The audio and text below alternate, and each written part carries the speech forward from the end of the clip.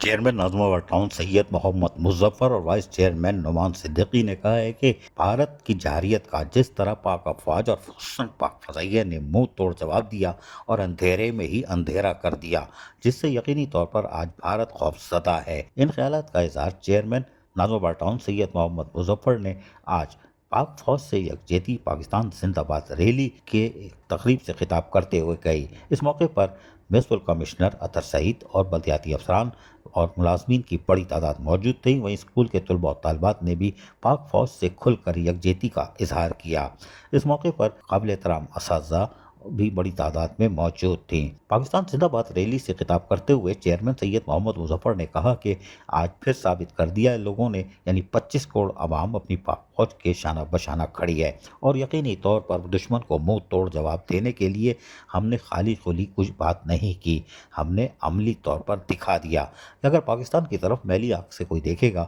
تو پھر اس کا حشر وہی ہوگا۔ 5 طیارے 1 ڈرون، ابھی تو کہانی شروع ہوئی ہے۔ اس موقع پر وائس چیئرمین نعمان صدیقی نے کہا کہ ہم نے پہلے ہی آگاہ کر دیا تھا کہ بھارت کسی بھی قسم کی جارحیت سے باز رہے ورنہ منہ کی کھائے گا، اور یقیناً اندھیرے میں وار کرنے والا سمجھ رہا تھا کہ قوم سو رہی ہے، یا ہم تو سو رہے ہوتے ہیں، لیکن ہماری پاک فوج سرحدوں پہ ہمیں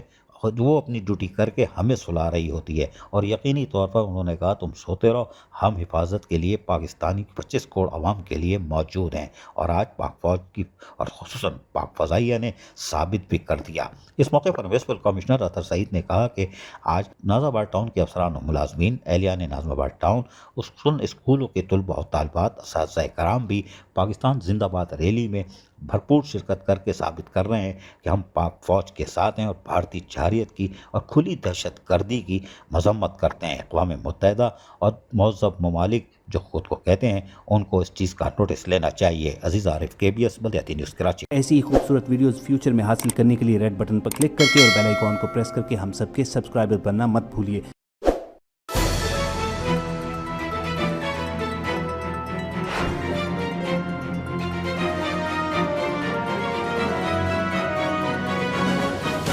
KBS بلدیاتی نیوز